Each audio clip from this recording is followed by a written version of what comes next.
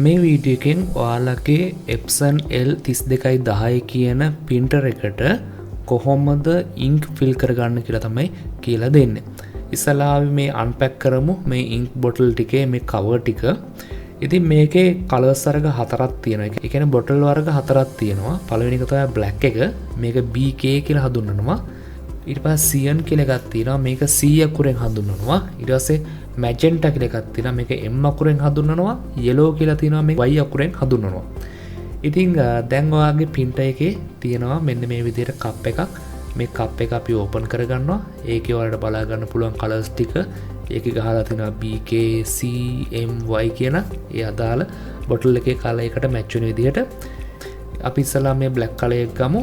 black color එකේ මේ මූඩි අපි මේ විදිහට ඇරලා ඔයාලට printer එකේ තියෙන මේ පොඩි nozzle ටිකත් අපි මේ විදිහට open කරගෙන ඉවර වෙලා මේ විදිහට අපි ඒක fill කරගන්නවා. ඉතින් ඔයාලට බලා ගන්න පුළුවන් මේක යට කොටසේ මේක fill වෙන විදිහ. ඉතින් ඔයාලට සද්දෙකුත් පොඩි ඇහෙනවා මේක fill වෙද්දි. ඉතින් මේ ටික මේ යට තියෙන tank එක fill වුණාට පස්සේ ඔයාලට පුළුවන් ඔයාගේ bottle එක අයින් කරලා දාන්න. ඔන්න එහෙනම් black එක හරි. දැන් ඊට පස්සේ තියෙන yellow එක. මේ තියෙන yellow එකේ bottle එක. මෙන්න මේ තැනට තමයි yellow එකේ ඔයා මේ bottle එකේ තියෙන ink ටික පුරවන්න ඕනේ. ඉතින් මම මේ bottle එක මේ විදිහට open කරලා මේ විදිහට fill කරගන්න හදන්නේ. සාමාන්‍ය පොඩි වෙලාවක් යනවා මේක fill වෙන්න.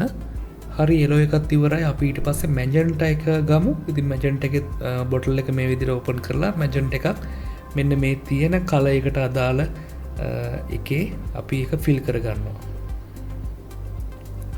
ඊට පස්සේ cyan කියන එක තියෙනවා. ඉතින් ඒ cyan කියන්නේ C අකුරෙන් තමයි හඳුන්වන්නේ. ඉතින් ඒකට අදාළ bottle එක අරගෙන ඒකත් fill කරගන්නවා.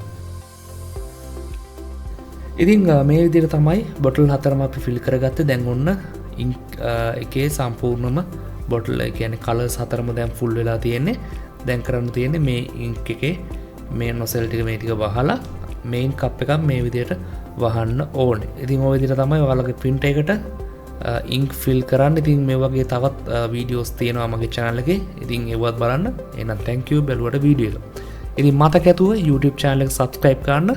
එහෙම වුණොත් ඔයාලට මේ වගේ තවත් video මගේ YouTube channel එකේ බලා ගන්න පුළුවන්.